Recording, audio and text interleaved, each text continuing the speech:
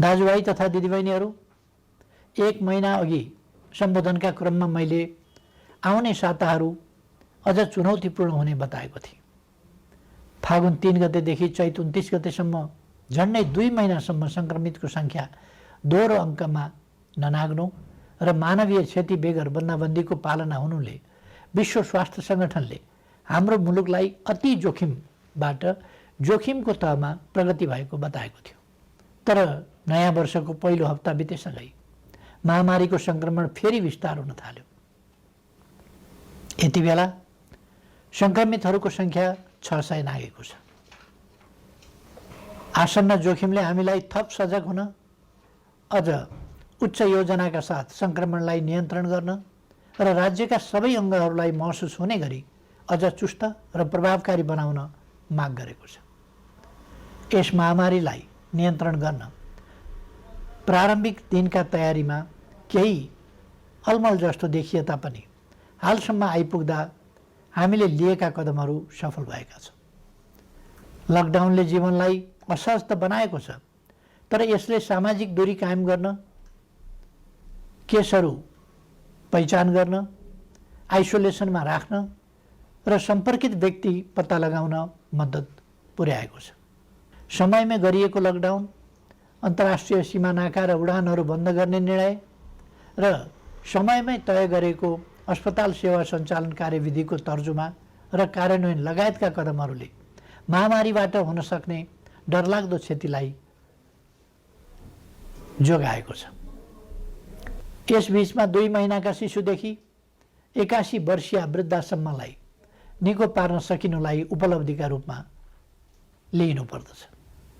यसरी दक्षिण एसियाका कतिपय मुलुकहरूको तुलनामा नेपालमा महामारी नियन्त्रणको स्थिति प्रभावकारी छ, तर त्यो ढुक्क भएर बस्ने स्थितिमा भने छैन। कोरोना विरुद्धको हाम्रो लडाईँ निकै चुनौतीपूर्ण र लामो छ भन्ने यथार्थप्रति सरकार सचेत छ। आपूर्तिका सीमित स्रोत भएका कारण औषधि र स्वास्थ्य उपकरणको खरिदमा सिर्जना भएका केही अप्ठ्याराहरू हल भएका छन्। एकमात्र प्रयोगशालाबाट सुरु भएको कोभिड-19 को परीक्षणलाई 7वटै प्रदेशसम्म विस्तार गर्दै 20 भन्दा बढी प्रयोगशालाबाट अहिले तीव्र बनाइएको छ। परीक्षणको दायरालाई विस्तार गर्न किट तथा औषधिको प्रबन्ध द्रुत गतिमा गरी यसलाई यथाशीघ्र अझै उन्नत बनाइनेछ। विज्ञहरूले दिएको सल्लाह बमोजिम कम्तीमा जनसङ्ख्याको 2% परीक्षण विस्तार गर्ने योजनामा सरकार छ।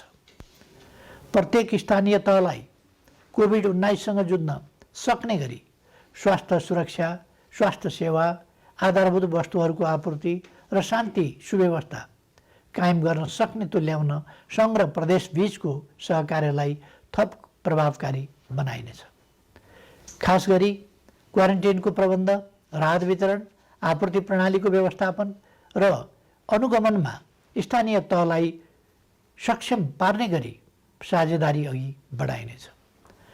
क्वारेन्टाइनको सङ्ख्या बढाउने र त्यसको स्तरमा पुनरावलोकन गरी व्यापक सुधार गरिनेछ। आवश्यकता अनुसार बन्द अवस्थामा रहेका होटल तथा उपयुक्त सार्वजनिक संरचनाहरूलाई समेत क्वारेन्टाइनको रूपमा प्रयोग गर्ने बारेमा समेत योजना बनाइएको छ। केन्द्रीय योजना र स्थानीय तहको व्यवस्थापनमा सङ्क्रमित नागरिकको स्वास्थ्योपचार र क्वारेन्टाइनमा राखिएका व्यक्तिहरूको खानपान तथा हेरचाह व्यवस्थित गरिनेछ। महामारी विस्तार भएको ठाउँलाई सिल गरी त्यहाँ युद्ध स्तरमा परीक्षण तथा नियन्त्रणको कार्यलाई अघि बढाइनेछ। महामारी अहिले फैलिँदो अवस्थामा छ। यस महामारीसँग जुझ्न सबै सरकारी निकायहरू चुस्त र प्रभावकारी हुनै पर्दछ। समयको चुनौती सामना गर्न नसक्ने कुनै पनि संरचनाको नेतृत्वको तत्काल पुनर्व्यवस्था गरिनेछ। राष्ट्रिय सङ्कटको यस घडीमा खेलेको भूमिकालाई नै सम्बन्धित व्यक्तिको मूल्याङ्कनको मुख्य आधार बनाउँदै दण्ड र पुरस्कारको व्यवस्था गरिनेछ। कोरोना महामारी विरुद्ध एकीकृत कमान्ड एवं केन्द्रीय योजनालाई थप प्रभावकारी बनाइनेछ। सङ्घ, प्रदेश र स्थानीय तहबीच कोरोना सङ्क्रमण रोकथाम र नियन्त्रणका क्षेत्रमा जीवन्त सूचना, संवाद, तथा प्रभावकारी समन्वयका लागि तीनवटै तहमा सम्पर्क व्यक्ति वा निकाय तोकी विद्यमान संस्थागत व्यवस्थालाई अझ चुस्त तुल्याइनेछ।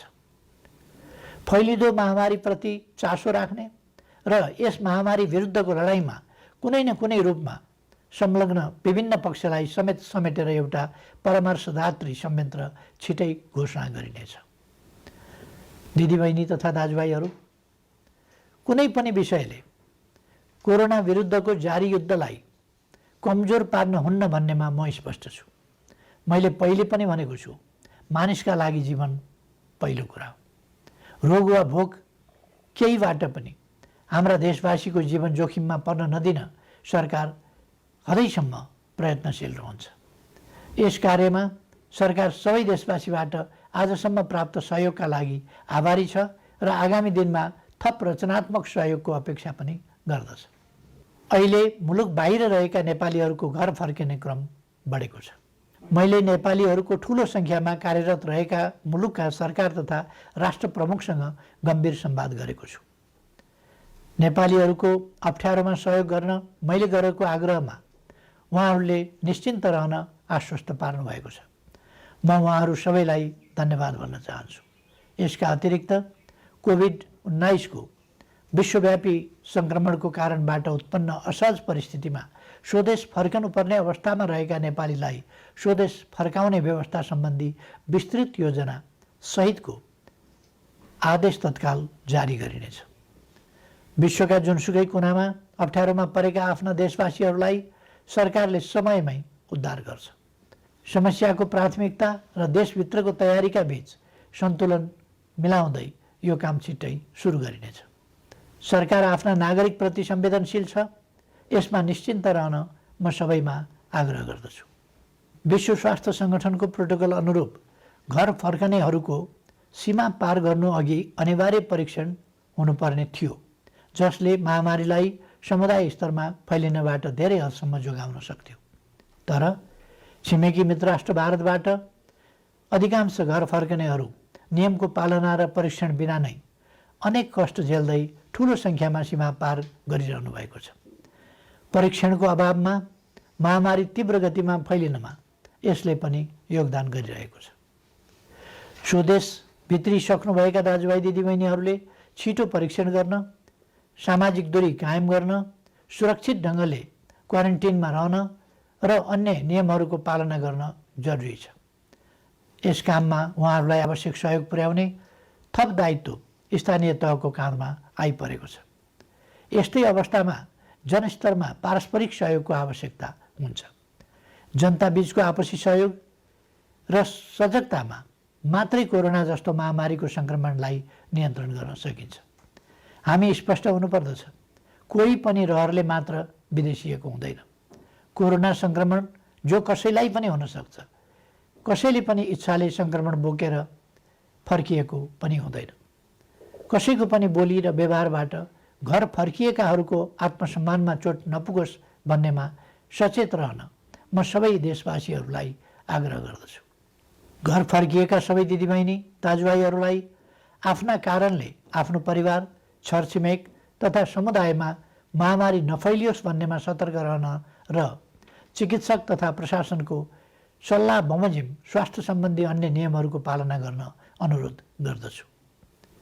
अप्ठ्यारो बेलामा केही तत्त्वहरू जनतामा भ्रम फिजाएर आफ्ना अलग स्वार्थ र उद्देश्यहरू पुरा गर्न सक्रिय हुन सक्दछन्। यसरी जनतालाई भ्रमित गर्दै समाजमा असन्तोष फैलाउन उद्धत गैर जिम्मेवार तत्त्वहरूको बहकावबाट सतर्क रहन समेत आह्वान गर्दछु। विश्वव्यापी प्रवृत्ति र हाम्रो मुलुकमा त्यसको प्रभावलाई हेर्दा यस महामारीको सङ्क्रमण अझै केही अवधि जारी रहने देखिन्छ।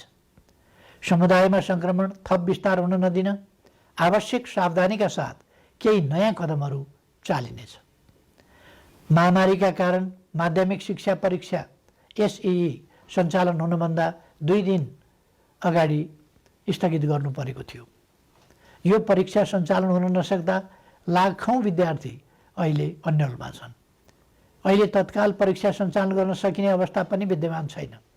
तसर्थ एसईई का परीक्षार्थी विद्यार्थीहरूको सिङ्गो शैक्षिक वर्ष खेर जान नदिन शिक्षा विज्ञान तथा प्रविधि मन्त्रालयले छिट्टै आवश्यक प्रबन्ध मिलाउनेछ। आवश्यक नीतिगत व्यवस्थासहित मन्त्रालयले भर्चुअल कक्षाको समेत प्रयोग गरी सबै विद्यालयहरूमा नयाँ शैक्षिक वर्ष अन्तर्गतको पठन पाठन सञ्चालनको काम अघि बढाउनेछ। कोरोना भाइरस महामारीको जोखिम न्यून गर्दै आवश्यक आर्थिक क्रियाकलापलाई सुचारू गरिनेछ। सरकारको नीति तथा कार्यक्रममा जोड दिइए अनुरूप खेतीपातीको याम खेर जान नदिन, सामाजिक दूरी र आवश्यक परहेजलाई ख्याल गरी कृषि कार्य अघि बढाइनेछ।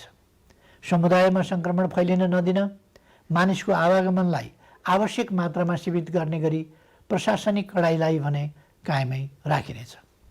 कोरोना महामारीका कारण थपिन सक्ने गरिबी र बेरोजगारीलाई समाधान गर्न कृषि क्षेत्रको अहम भूमिका हुने कुराप्रति सरकार सचेत छ।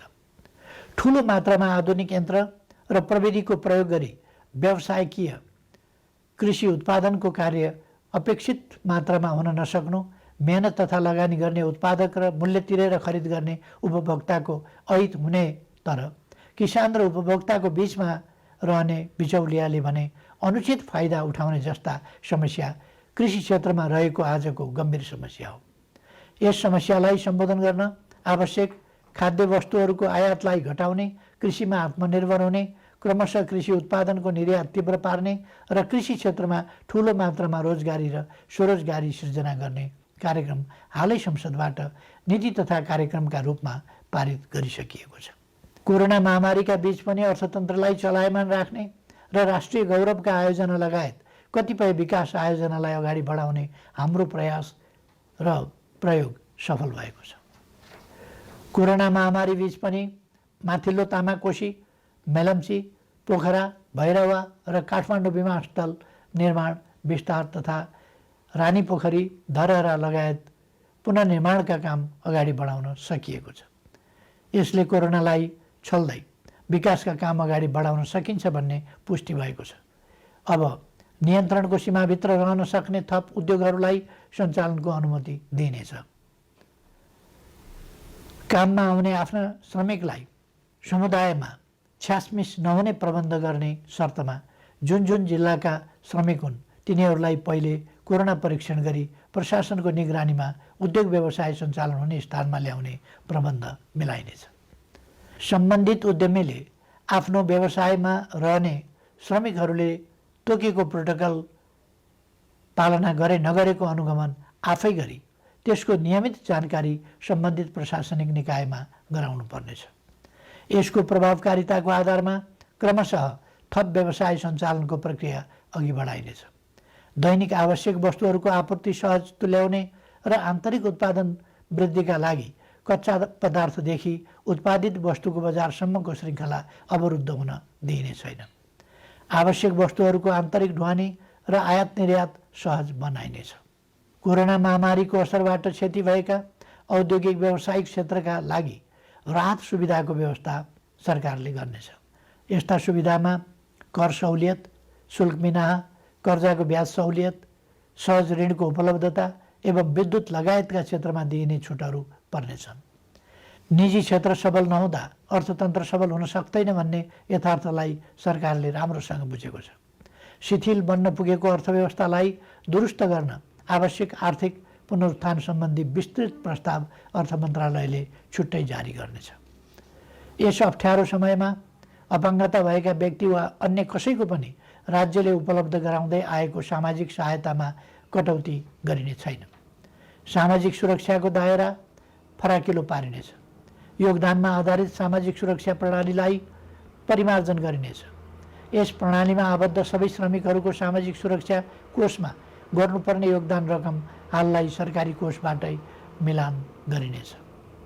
श्रम गर्नै नसक्नेलाई राहत दिउँ, बाँकी सबैलाई काम दिउँ र आर्थिक रूपमा भर्ते गरौँ भन्ने मान्यतामा सरकार दृढ छ। प्रधानमन्त्रीको नेतृत्वमा रहेको प्राकृतिक विपत्ति न्यूनीकरण तथा समस्या समाधान कोष र गृहमन्त्रीको नेतृत्वमा रहेको प्राकृतिक विपत्ति राहत कोषमा समेत रहेको रकमको महत्त्वपूर्ण हिस्सा कोरोना सङ्क्रमण रोकथाम नियन्त्रण तथा उपचार कोषमा हस्तान्तरण गरिनेछ, जसबाट कोरोना रोकथाम नियन्त्रण र उपचारमा थप योगदान पुग्नेछ। यति बेला विदेशमा रोजगारी गुमेर ठुलो सङ्ख्यामा हाम्रा श्रमिकहरू स्वदेश फर्किनु भएको छ।